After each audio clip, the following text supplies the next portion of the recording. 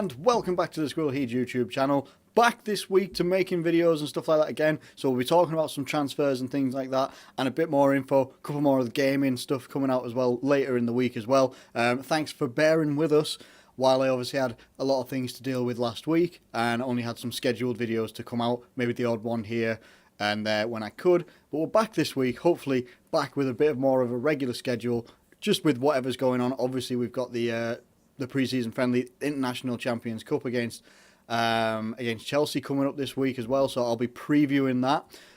But today what I want to talk about is a lot of what I'm seeing on social media from Liverpool fans, and I don't want to say like quote Liverpool fans and be a bit of a dick about it, but there's a lot of talk of like about how there's just so much talk about how Liverpool are wasting the transfer market and the transfer window at the moment. Like, there's been a lot of people have been saying that's a really underwhelming transfer summer for us this summer, and I don't think it's the case, to be honest with you, because I'm going to outline a couple of things. What I'm going to talk about is obviously the youth players that have obviously left us either permanently on permanent deals or have left us on loan. Then I'm going to talk about the signings that we've brought in as well, those that have been released as well. I'll go through a couple of those as well. I'll point out some key names and stuff that I've got down here, wrote down, ready to fire at you.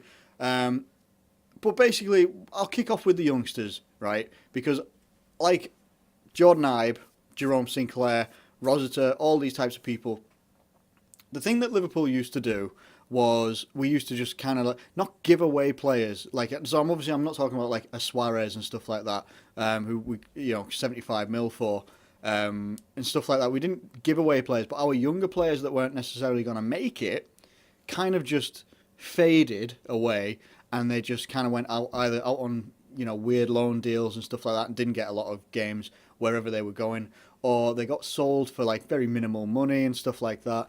And it was just kind of like there was no real development there, or there was no purpose behind sending someone out on loan. It was kind of like we would send players out on loan because they couldn't get in the team, and then they weren't going to get any experience because the teams that they were going to couldn't guarantee them game time, but we'd send them over there anyway, and then wherever that was, and they would come back to us and they wouldn't really be any better, so then they would get sold, and that was the end of their Liverpool career. So what we are doing now, which I think is absolutely fantastic, and is a model that a lot of the bigger clubs, and I mean like big clubs like your Madrids, Barcelona and stuff like that, is with our younger players, stuff like Jordan Ibe and Jerome Sinclair, I know for sure. I'm not sure about the likes of Rosita and Vigouroux or any of those guys. I'm not sure on those ones, but apparently we've got buyback clauses. So if they happen to turn into very, very good players wherever they've been sold to, so I think Jordan Ibe, for instance, at Bournemouth, we're going to be able to have some good eyes on Jordan Ibe in the Premier League this season, and if he turns out to have an absolute stormer of a season, we have first refusal, which I think is absolutely brilliant. Now, yes, we're not Real Madrid. We're very far away from Real Madrid, where they had Alvaro Morata out with Juventus. They exercised their buyback clause and they brought him back to Real Madrid. It doesn't look like he's going to get sold.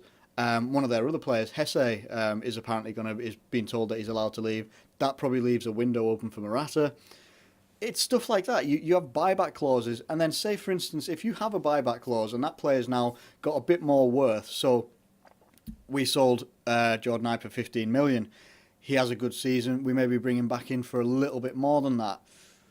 We don't then necessarily have to keep him with us. Like, you could look at what Real Madrid were flirting with Alvaro Morata. It was up in the air whether they were actually going to sell him or whether they were actually going to keep him in the team. If they were going to sell him, they could then make a profit on that and bring someone else in, and it's funding the team. So it's a win-win for Liverpool, because if you exercise your buyback clause, that's great, because you're getting back someone who's proved themselves at another team, and they're bringing extra quality that they didn't have at the time when they were first around the club.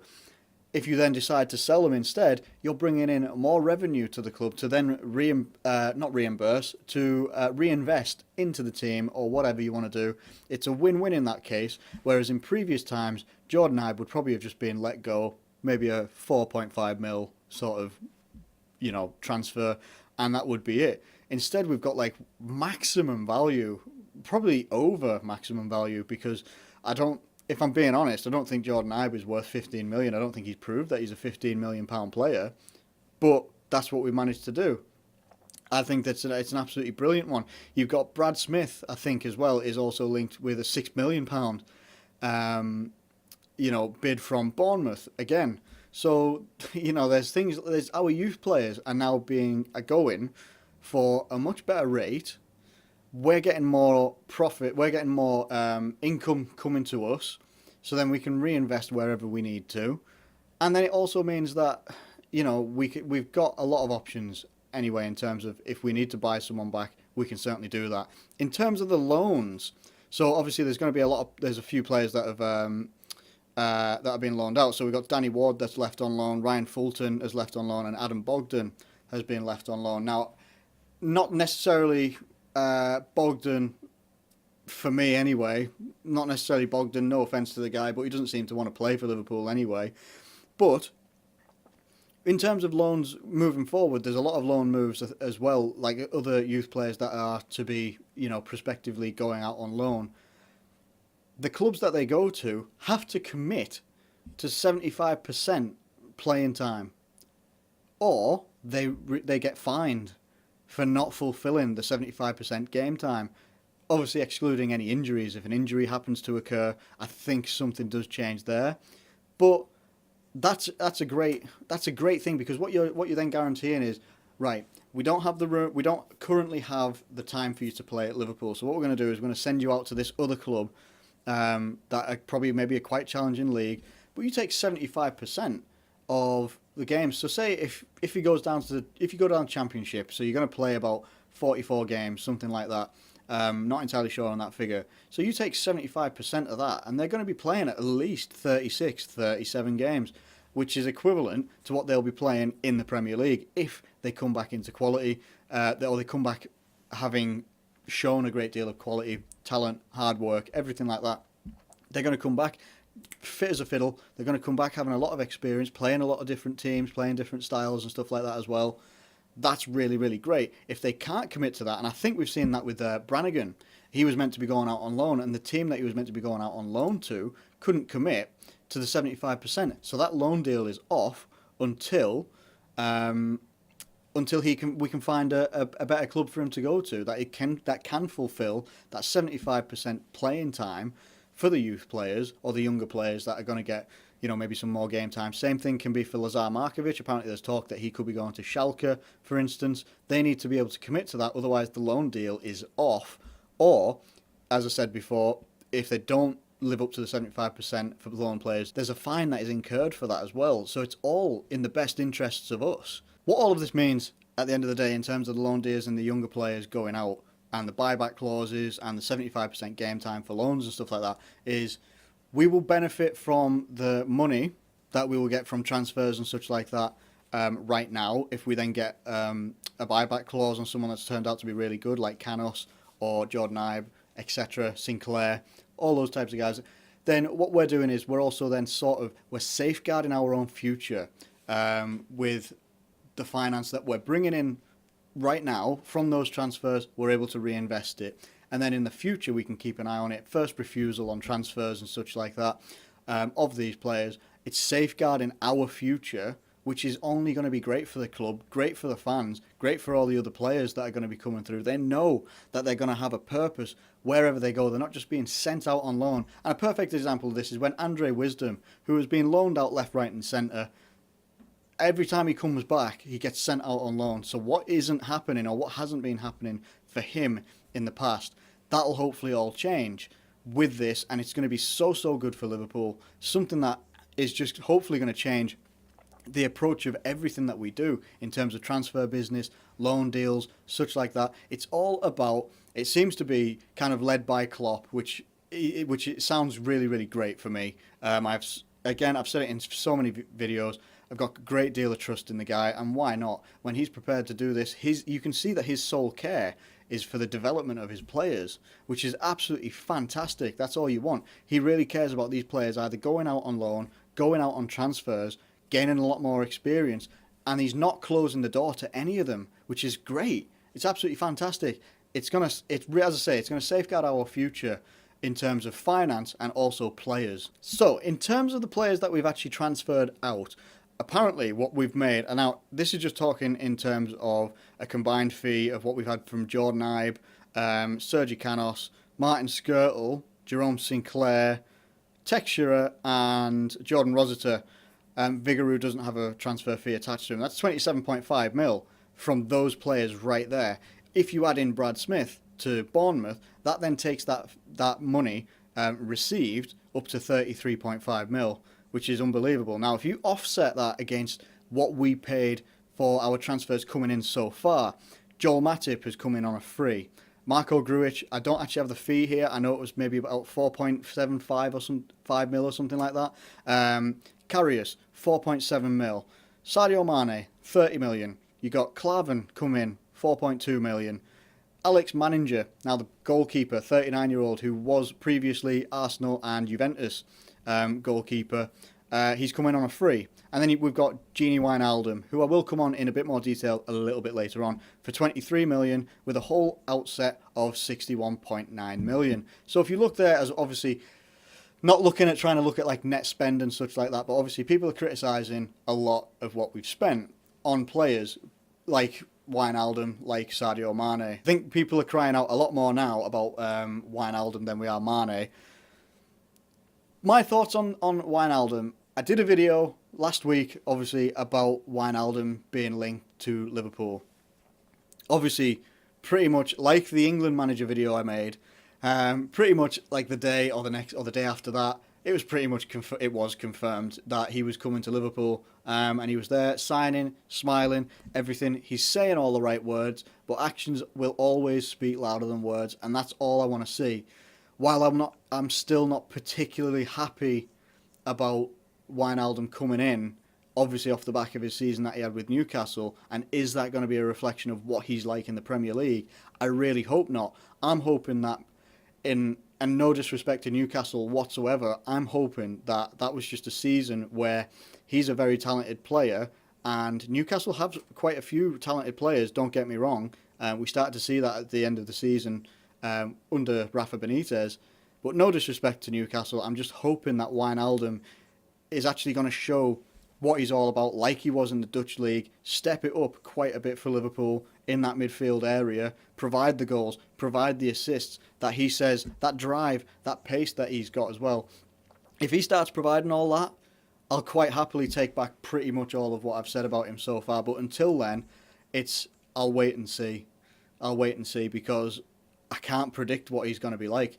If he was coming to us after he'd just done his season at Feyenoord, I think it was, where he was captain over there. If he was coming in off after that, I would be much more optimistic. But what people are also throwing their weight behind as well is the fact that he scored 11 goals, and he scored more than Firmino, he scored more than Coutinho, and he scored more than Origi in the Premier League, cup games notwithstanding. Which is great, but I have said in many a time that 4 of those goals came in a Norwich game, and I'm pretty sure he smashed quite a few goals in some other games as well. To take that tally up to 11 across 38 games, it is misleading. So I'm just hoping that with the talent that we have on the pitch alongside him, and however we're going to line up next season, I'm just hoping that we haven't bought a dud. That's all I can hope for. So while I'm still not particularly optimistic, I'm willing to put trust in, obviously. Well, I will put trust in, obviously, Jurgen Klopp's decision making. He's obviously got a plan for every single one of these, and that's what I want to come on to next as well. The moaning and everything that I'm seeing I shouldn't say most, but quite a lot of Liverpool fans about the transfer market and the fact that we haven't gone out and signed big names. So everyone will remember at the start of the transfer window, we were linked to Gonzalo Higuain, and how I said that was so friggin' unrealistic, it's untrue. Well, I'm pretty sure I can be proved right on that one. He hasn't officially signed yet, but 78 million to Juventus from Napoli. You got Napoli fans punching in posters of Higuain on the side of the stadium, and rightly so, because he's going to a direct rival in their league, the biggest team in their league. But he's a great player. There was no chance that he was going to come to us based on the season he just had with Napoli. No way. No way. Everybody, if you look back, right, look at it in a couple of ways, right? Let's look back at Jurgen Klopp's career. He's never really gone out and bought these great big name signings, like the great big stars and stuff like that. And he has said in press conferences and media and everything like that, he doesn't want to necessarily build things around one star. He wants everybody, that whole team, to be a solid, hard-working, talented unit. I think that's what we've got. I think we've got a lot of hard workers. Take pre-season for whatever it is. The first 4 games, they're kind of like not warm-up sessions, but they're warming us up towards, obviously, the International Champions Cup, where we've got quite, difficult games. Let's be honest. We've got Chelsea, we've got Roma, we've got Barcelona in there. Someone else in there that I've forgotten. AC Milan, I think it could be. Not entirely sure. Might have that one wrong. We've got some pretty difficult games coming up. These ones are going to be the real test. But everybody's had a run out. Everyone's had a fair shout so far, which is great. What I think he's done with the signings so far is he's improving like the leadership that we have in the team. If you look last year and you have Milner and Henderson injured a lot. Henderson's not a leader in my opinion. Lucas is more of a leader than Henderson, and that's not saying much. You've got Joel Matip coming in, cool as a cucumber, comes in, he could be one that leads from the back as well. And I do like the idea of having someone that leads from the back, or that defensive mid sort of position like an Emre Can or anything like that. These are guys that I'm mentioning, Emre Can, Sacco, maybe even Karius. That they seem like vocal guys that could quite, and I'm not saying take the captaincy, but I think eventually that's going to need a shake-up, because I don't think, as loud as Henderson shouts, he's not captain material for me.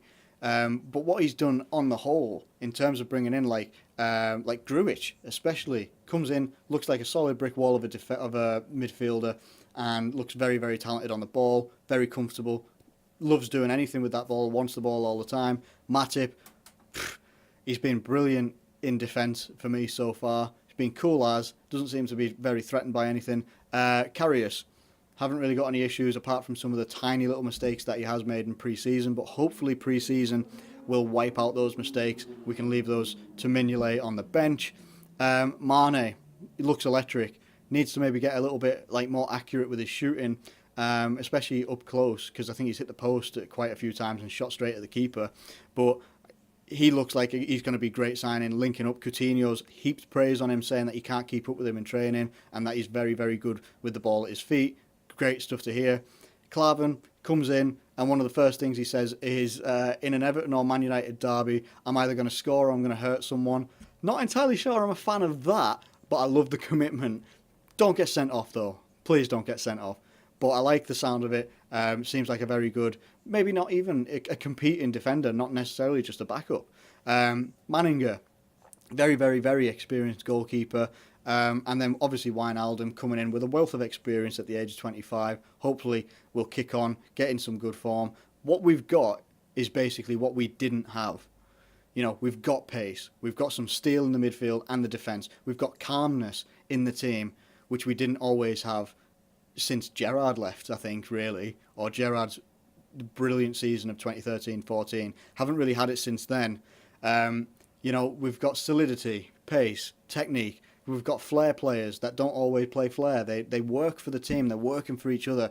And that is what I would rather have over having one star player who doesn't necessarily want to work for the team. The only star player I can think of in recent memories that we've had is Suarez, who works for the team and was a bit selfish at times, but you could afford him that because he was a goal machine. It was unreal. So, and then the other way that I wanted to look at it as well, I nearly forgot about it then. The other way I wanted to look at it is we've seen so many times, teams buying in star players, and it doesn't work.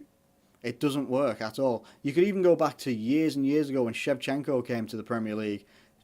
Absolutely one of the most dangerous strikers in the world at that point. Couldn't do it. You had Falcao come to the Premier League with Man United and then try it with Chelsea. Didn't work. Alexander Pato was brilliant years ago.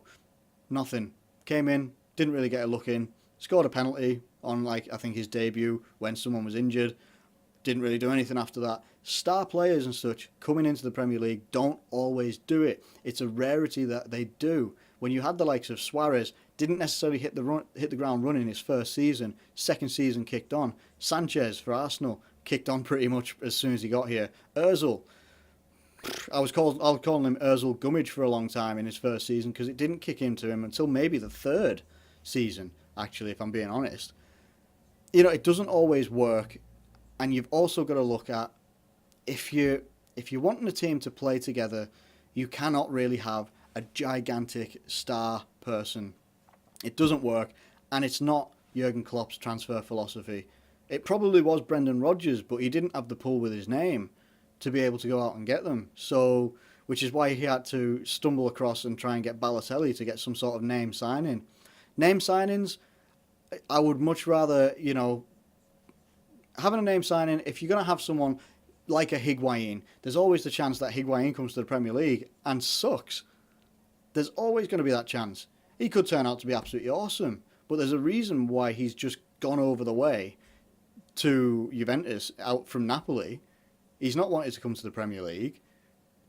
Because, does he doubt himself? Who knows? Who knows? I'm just spouting a lot of different stuff now. But all I'm saying is, those of you that are doubting the transfer market and the transfers that we've done, we brought in 7 players.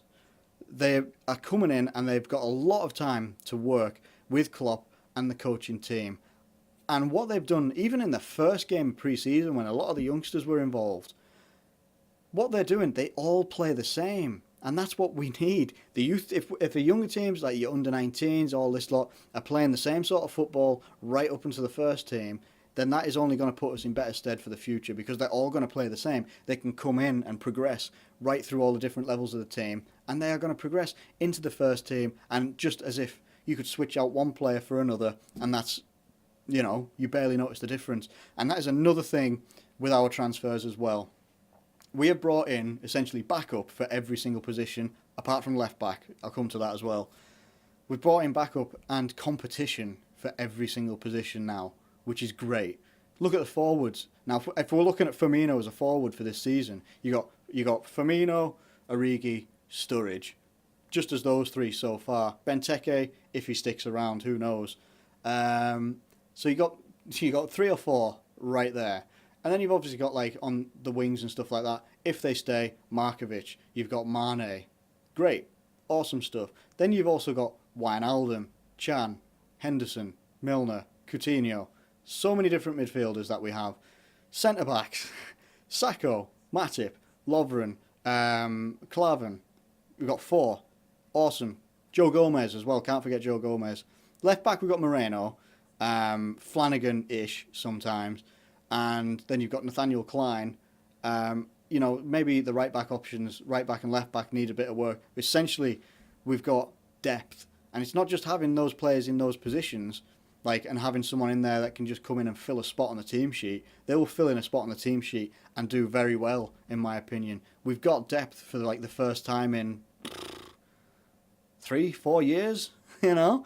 It's ridiculous to think that as well, that in so long, we haven't had that much depth. We really haven't. Since, obviously, you have Suarez outgoing, you had Sterling outgoing, you know, who's obviously proven his worth. Then you obviously got Gerrard leaving over to America. It leaves a hole in each of those positions, really. And I think we're starting to plug those holes really well, which is why I'm so confident in what Klopp's doing.